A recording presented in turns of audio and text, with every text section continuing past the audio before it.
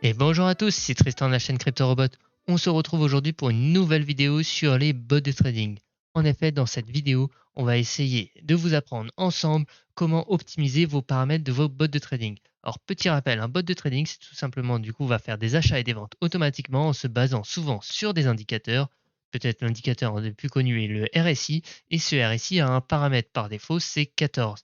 Et par exemple, si vous faites une stratégie toute simple qui est d'acheter lorsque l'on rentre en survente et de vendre quand on est en surachat, et bien peut-être que vous aurez une meilleure performance en utilisant un RSI par exemple 28 plutôt que 14, je ne sais pas.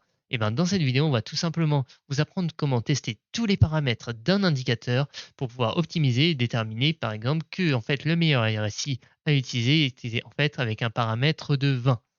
Donc juste pour ça, on va utiliser la stratégie d'Utrix qu'on a présentée dans une de nos précédentes vidéos. N'hésitez pas à aller la regarder sur notre chaîne et également à vous abonner bien évidemment. Alors juste pour vous rappeler, hein, les petits résultats de cette stratégie, par exemple sur Ethereum depuis le 2017, en commençant à 1000 $, on finit à 850 000 $, hein, donc c'est vraiment énorme. On fait plus de 10 fois la performance du buy and hold, hein. Aussi, petit rappel, un petit reminder au niveau des frais, hein, sur cette stratégie, on a payé à la fin pratiquement 100 000 $ de frais. C'est pour ça que je vous invite vraiment à tout faire pour réduire vos frais. Si vous voulez notamment, par exemple, installer cette stratégie sur FTX et que vous n'avez pas encore de compte, très important d'utiliser un lien d'affiliation, pas forcément le nôtre, hein.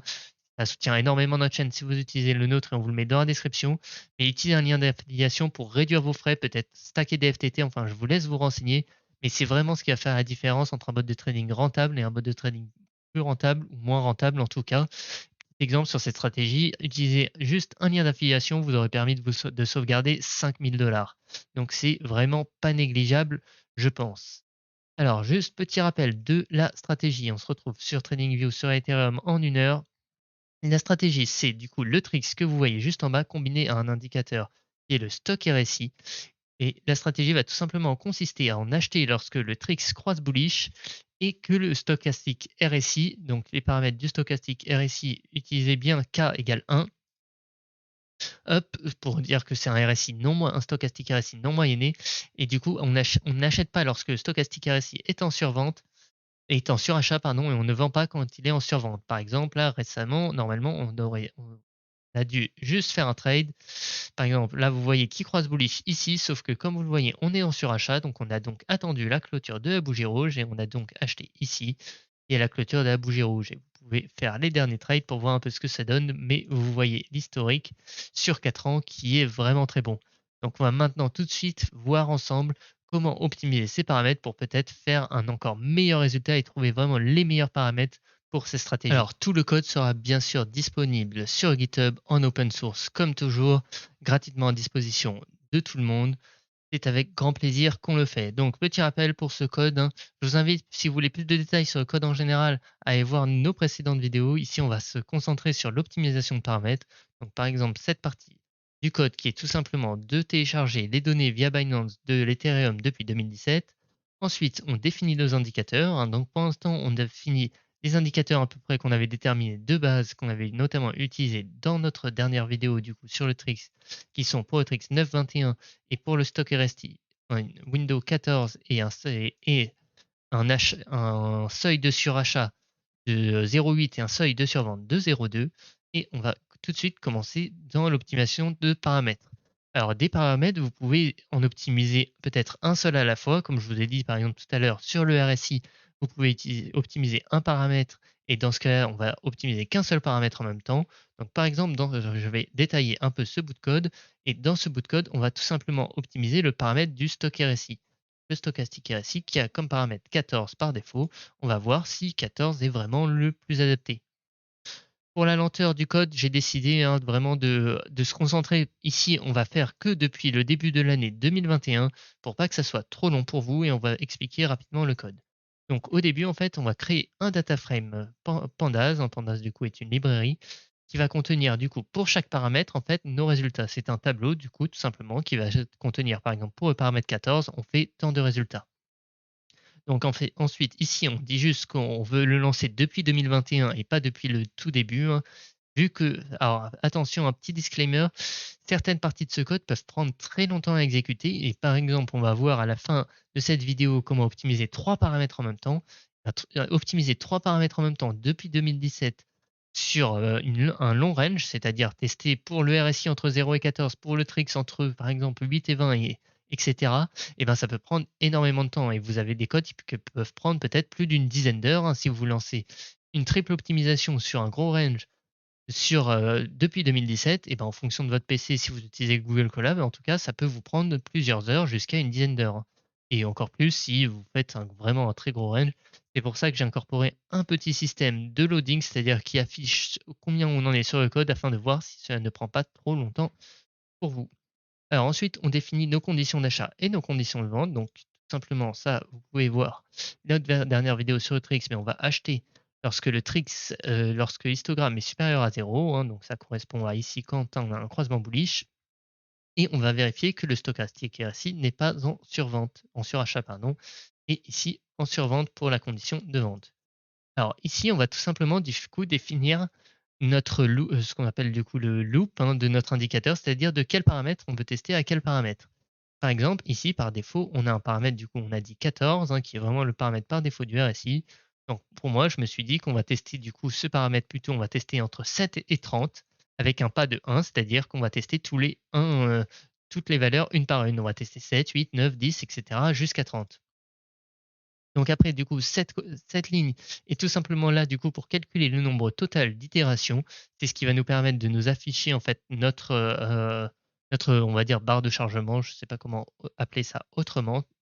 Donc après, notre valeur count, justement, va nous dire à combien on en est actuellement et enum, en fait, va nous dire sur combien de valeurs on en est. Et du coup, notre valeur maximum, actuellement, vu qu'on n'a qu'un seul paramètre, c'est juste i. Car en fait, pour optimiser, on va utiliser des variables, c'est-à-dire souvent on appelle par défaut, en tout cas, pour faire des boucles en programmation, on utilise souvent les variables i, j, k, etc. Donc par exemple, quand on a un paramètre, on va faire une boucle en disant que pour, pour i, du coup, entre 7 et 30 avec un pas de 1, en fait, c'est ça qu'on dit là quand on dit on prend l'objet loop de i avec le comme index 0, hein, donc la première valeur, vous voyez, c'est 7. Donc on va dire en fait, pour i variant en fait, du coup, de 7 à 30 avec un pas de 1, on va faire quelque chose. Donc là, tout simplement, ce qu'on fait, c'est juste on supprime notre console pour pas qu'on ait du texte qui pollue. On ajoute du coup un compte de 1, c'est ce qui va nous permettre notre chargement, et on affiche le chargement en disant que voilà, par exemple, on en est à 1 sur 20 du chargement. Ensuite, pour notre code, du coup, on dit qu'on commence avec, comme d'habitude, 1000 USDT et 0 coin ici des ETH, et on va définir du coup nos indicateurs en fait ici qui vont changer. C'est-à-dire que comme vous le voyez ici, je ne redéfinis pas mon trix, hein, je ne vais redéfinir que le stochastique RSI car je ne veux optimiser que le stochastique RSI et je garde du coup les valeurs de trix qui ont déjà été calculées. Donc, comme vous voyez, je redéfinis mon stochastique RSI. Pareil, close, sauf que window, au lieu ici d'avoir 14 comme précédemment, ici je vais mettre i, qui du coup va varier et à chaque fois il va recalculer cet indicateur et essayer d'obtenir des nouveaux résultats. Donc tout simplement, pour obtenir les nouveaux résultats, on va faire comme d'habitude, c'est-à-dire qu'on va itérer sur tout notre dataset de prix. Chaque ligne, on va toutes les faire une par une et on va tout simplement voir pour chaque ligne si on est dans une position d'achat ou de vente. Si on est dans une position d'achat et qu'on a des USDT de disponibles, et ben on achète, donc on se transforme avec plus du tout d'USDT, mais des ETH, donc tout simplement en faisant le nombre d'USDT qui était disponible divisé par le prix, et on n'oublie pas d'enlever les frais. Pareil pour la condition de sell, sauf que c'est l'inverse, hein. Donc si notre condition de sell est active et que cette fois on a des cryptos, donc par exemple des ETH, et ben on va se transformer, on va vendre tous nos ETH, donc à la fin on va avoir 0 ETH et des USDT qui est l'équivalent de notre nombre d'ETH fois le prix de l'ETH à ce moment-là. Et à la fin, on ajoute du coup le résultat en fait qui est tout simplement notre montant en ETH fois le prix des ETH plus notre montant en USDT. Et tout simplement, on ajoute ça à un petit tableau pour pouvoir le répertorier. Et à partir de ça, on va faire un petit graphique. Donc, je vais lancer ça avec vous. Comme vous voyez, j'ai un petit loading, hein, voilà, donc là, comme vous voyez, ça va assez vite, hein. Je n'ai que 23 valeurs à tester et je ne les teste que depuis début de l'année, je crois, 2021, voilà, si mon souvenir est bon. Donc ça va assez vite. Et on va voir quels sont les meilleurs paramètres. comme vous voyez, on a une très belle petite courbe ici et ça nous permet en fait ici de très bien voir quels sont les bons paramètres et quels sont les mauvais paramètres à utiliser. Comme vous voyez là, vous pouvez voir plus en détail ici, vous avez un tableau du coup avec les résultats triés par ordre croissant. Donc à la fin, notre meilleur paramètre ici est 15, hein, donc par exemple, on était à 14 de base qui est l'indicateur par défaut, donc l'indicateur par défaut est très bon. Mais si vous voulez peut-être optimiser, ben, depuis le début d'année, utiliser le paramètre 15 aurait été meilleur. Mais pour moi, ce qui m'intéresse, c'est pas forcément le paramètre à utiliser, c'est vraiment le graphique en fait. Voir que ici, comme vous le voyez en fait, il faut que, en fait, ça soit cohérent. Imaginons que ici, vous voyez, vous ayez un petit pic, avec une valeur très haute qui apparaît au milieu de nulle part, et ben, cette valeur pour moi n'est pas intéressante. Et voir un graphique comme ça, avec une sorte de range de valeurs qui sont très bonnes et qui donnent des très bons résultats, ça je trouve ça très intéressant et ça montre en fait qu'il y a une cohérence dans les résultats. Et du coup, pour moi, même si par exemple ici 15 est le meilleur résultat, utiliser 14 est peut-être en soi le plus prudent car comme vous le voyez, on a des très bonnes valeurs à la fois à gauche et à la fois à droite. On peut notamment compter le nombre de points. Vous voyez qu'on a on a 3 très bons points à droite de la valeur 14 et même 4 très bons points à gauche. Alors que si on prend la valeur 15, on n'a que 2 très bons points à droite. Donc c'est peut-être un peu trop de suroptimisation. Et comme vous le voyez, on obtient des très très bons résultats et ça nous permet un peu d'optimiser tout ça. Alors, on va maintenant passer à l'optimisation de deux paramètres en même temps. Donc, pour cet exemple, on va tout simplement optimiser le Trix, hein, qui, comme je vous l'ai dit, a deux paramètres. Par défaut, on utilisait le 9, 9 et 21. Et on va voir si depuis le début d'année, c'était vraiment les paramètres les plus adaptés. Donc, pour ça, le code, il n'y a pas énormément de choses qui changent, hein, donc je vais aller beaucoup plus vite. Donc tout simplement, cette fois, on crée un tableau avec plus un seul paramètre, mais deux paramètres, hein, donc le paramètre 1, le paramètre 2 et le résultat. On pareil, on définit la taille, donc on va commencer depuis 2021 ici pour l'exemple, hein, mais chez vous, vous pouvez tester depuis 2017. On définit notre condition d'achat et de vente et cette fois, on va ne plus avoir une seule loupe, mais on va en avoir deux. Une pour le premier paramètre qui correspond à i, hein. Du coup, comme je vous l'ai dit, le paramètre de base c'était 9, donc on va tester sur un petit range autour de 9 pour voir s'il n'y avait pas plus optimisé, donc entre 7 et 11, avec pareil un pas de 1, c'est-à-dire qu'on va se tester une valeur par une valeur. Et pour le deuxième paramètre qui était 21, on va tester du coup autour de 21, entre 15 et 25, hein, qui va correspondre du coup ici à j, et aussi avec un pas de 1. Donc pareil, on va compter et cette fois du coup le max count c'est tout simplement en fait le nombre d'itérations sur i fois le nombre d'itérations sur j. Et donc pareil, au lieu d'avoir un seul for, on va maintenant avoir deux for du coup pour i allant du coup allant de 7 à 11 avec un pas de 1 et pour j allant de 15 à 25 avec un pas de 1.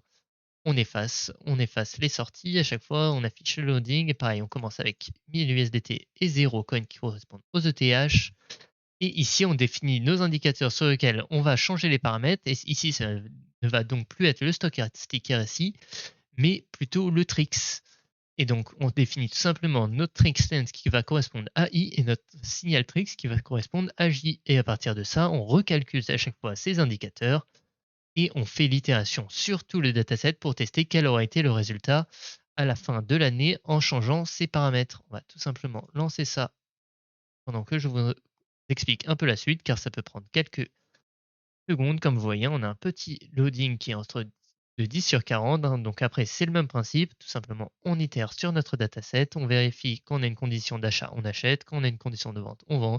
Et à la fin, on ajoute ce résultat en spécifiant bien que pour le paramètre i, avec le paramètre j, on obtient, je sais pas, 2000 $ par exemple, et on ajoute ça à un tableau, tout simplement, ce qui à la fin nous ressort, vous voyez, une sorte de petit, à la fin, je peux afficher une sorte de graphique avec ce tableau, hein, vous voyez le tableau tout simplement, il est affiché ici et classé par résultat. Et comme vous le voyez, le 9,21 depuis le début d'année n'était pas les meilleurs paramètres. Les meilleurs paramètres, c'était le paramètre 7,15, alors que 9,21 est quand même un peu plus bas dans les paramètres. Comme vous voyez, hein, il est classé 7e ou 8e dans le classement des 40 meilleurs paramètres. Donc cela montre que peut-être, si vous voulez optimiser votre bot, vous pouvez peut-être considérer qu'en bull run, sachant que on va considérer que le bull run c'était depuis le début de l'année, et ben les paramètres 7 et 15 étaient meilleurs. Ça peut être une considération possible. Ensuite, on va passer sur trois paramètres. Ici, je ne vais pas lancer le code car ça va prendre un peu plus de temps. Et je vais tout simplement, ou alors, allez, si, lançons-le même, hop, ça va prendre un peu plus de temps. Vous voyez, là, il y a 3 paramètres, du coup, on teste sur 196 valeurs.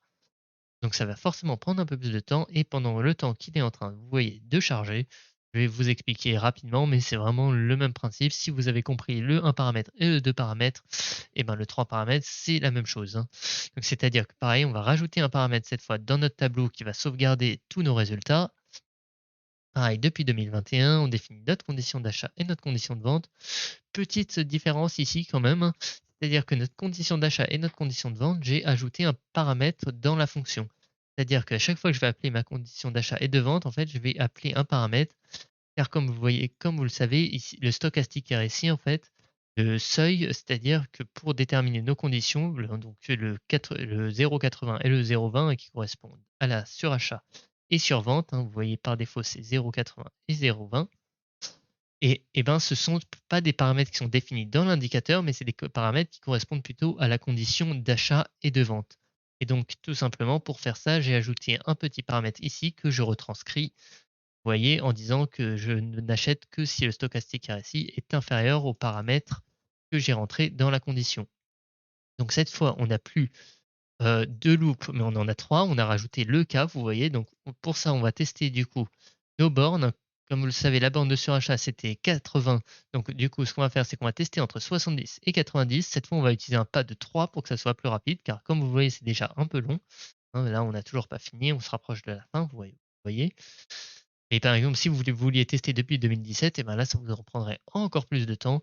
Et c'est pour ça que j'ai décidé ici d'utiliser un pas de 3 pour dire qu'on va tester les valeurs de 3 en 3. On va tester 70, 73, etc. jusqu'à 90. Pareil pour la borne inférieure, on va tester entre 10 et 30 avec un pas de 3. Et on va également tester du coup en même temps le stochastique RSI, sa valeur, donc qui était 14 par défaut. On va tester entre 12 et 16, cette fois avec un pas de 1. On va tester les 3 paramètres du stochastique RSI en même temps, c'est-à-dire à la fois sa valeur et ses 2 bornes. Et on va voir si on peut optimiser tout ça. Donc après, c'est la même chose, hein, sauf qu'on rajoute un cas en disant on fait 3 forts, un breaké, comme vous voyez. Et à chaque fois, c'est à ces 3 cas, on recalcule notre indicateur qu'on veut changer, donc le stochastique RSI. Et tout simplement, dans nos by conditions, vous voyez, cette fois, on a 2 paramètres. On envoie à la fois ρ, mais on envoie aussi le i divisé par 100, car comme vous le savez, le stochastique RSI, hein, quand sa valeur sur Python, ça va être entre 0 et 1. Ça ne va pas être entre 0 et 100. Donc on divise par 100 tout simplement la valeur qu'on a récupérée. Et donc, à chaque itération, vous voyez, on envoie le i et le j en fait qui correspondent à la valeur de surachat et de survente dans notre condition d'achat et de vente pour que ça change en fonction de nos tests. Donc ici, j'ai essayé de vous faire un petit graphique en 3D, ça n'apporte pas grand-chose, hein, car c'est assez dur pardon, à analyser. Mais comme vous le voyez, les meilleurs paramètres, c'est pour le stochastique cartésien. Donc on est toujours ici avec le Trix 921, en tout cas. Ici, ça va être 70 pour la borne de surachat, 28 pour la borne de survente et 12 pour le stochastique RSI. Donc si je devais afficher mon stochastique RSI, ça serait plutôt 12 et dans le style 70, je n'ai plus en tête, et 28. Et vous voyez, j'ai un nouveau stock RSI qui est beaucoup plus resserré en fait, qui dit tout simplement, par exemple, avant cette valeur, eh ben, j'aurais acheté. Là, c'est toujours le cas. Vous voyez, je suis à 69,7, donc je suis toujours en dessous. Et ça permet en fait de changer un peu les paramètres et d'optimiser. Comme vous le voyez, hein, de base, je crois qu'on était autour de 3-4 000 avec un Trix classique et le stock RSI classique. Et on fait pratiquement x2 en optimisant les paramètres. On finit à 8 000 $. Donc c'est vraiment très bon. Donc on va maintenant voir finalement en fait qu'est-ce que l'optimisation de paramètres nous a apporté. Donc, on va tout simplement exécuter notre backtest. Donc ça, pour ça, je vous invite à aller voir soit la vidéo du trick, soit la vidéo pour faire un backtest complet, hein. Et on va voir, donc par défaut, ici, j'ai mis du coup nos paramètres 921 avec notre surachat et survente à 0,2 et 0,8. Donc comme vous voyez, on finit à 4 000 $, hein, ce qui fait quand même, ce qui fait légèrement moins bien que le buy and hold, mais c'est quand même très bon, sachant qu'on était en période de bull run, hein. Et On va maintenant changer nos paramètres, hein. Donc, on va récupérer les meilleurs paramètres qu'on avait extraits. Donc, ici, on avait récupéré que les meilleurs paramètres, c'était 7 et 15 pour le Trix. On va éditer ça dans nos indicateurs. Ici, on prend 7 et ici, on prend 15. Et que pour notre stochastique RSI, c'était lorsqu'on avait optimisé nos trois paramètres, on avait pris du coup 0,7, 0,28 et 12. Alors, on va changer tout ça. Ici, 0,7, 0,28 et 12. Donc, on redéfinit nos indicateurs et on va relancer notre petit backtest. Hop. Donc, après, petit rappel du coup, on était par exemple à 4 000 $, on finissait à 4 000 $ depuis début 2021. Si on le relance, et ben ici, vous voyez, on finit à 8 000 $. Donc, avec une petite optimisation, vous voyez, ça m'a pas pris longtemps. On double tout simplement les résultats. Attention, petit disclaimer sur l'optimisation de paramètres. Lorsque vous optimisez des paramètres sur un bot de trading, vous l'optimisez par rapport au passé. Et c'est très important de comprendre que vous risquez de le suroptimiser, qui peut engendrer des risques, notamment du coup sur le futur, car ce sont des paramètres qui ont été hyper optimisés par le passé, mais comme vous le savez, que ce soit en crypto, en bourse ou n'importe quoi, le passé ne reflète pas parfaitement le futur. Et donc attention à la suroptimisation. C'est pour ça que je vous ai parlé d'essayer d'analyser possiblement les graphiques, même si le 3D c'est plus dur. Le 2D par exemple c'est plus sympa. Comme vous le voyez ici, toutes les bonnes valeurs sont plutôt dans le coin gauche. Et quand vous avez une dimension, c'est encore plus facile. Comme je vous l'ai expliqué ici, ce n'est pas forcément bien de prendre le meilleur point, vraiment celui qui a la plus haute valeur, mais plutôt la valeur la plus cohérente, celle qui représente le mieux le cours de votre actif et les performances sur, j'espère, le futur. Et voilà, j'espère que la vidéo vous a plu, j'espère que vous aurez appris des choses, j'espère que maintenant vous pourrez essayer d'optimiser vos bots de trading. C'est pas forcément un truc qui est facile à prendre en main, mais le code sera vraiment disponible en open source et que vous pourrez essayer par vous-même. Et je vous conseille vraiment d'essayer d'apprendre à manipuler ce code-là pour pouvoir optimiser tous vos bots de trading, toutes vos idées que vous avez afin de trouver les meilleurs paramètres et donc les meilleurs résultats afin de faire travailler vos cryptos au mieux. N'hésitez pas à rejoindre notre serveur Discord si vous avez des questions ou quoi que ce soit. On parle beaucoup de bots de trading. Donc n'hésitez pas à rejoindre la communauté sur Discord. Si vous voulez vous créer un compte sur une plateforme crypto, n'hésitez pas à prendre nos liens d'affiliation qui sont dans la description. Et je vous retrouve très rapidement, que ce soit pour une revue de marché ou encore une vidéo sur les bots de trading. C'était Tristan de la chaîne CryptoRobot et je vous souhaite à tous une très bonne journée. Salut tout le monde.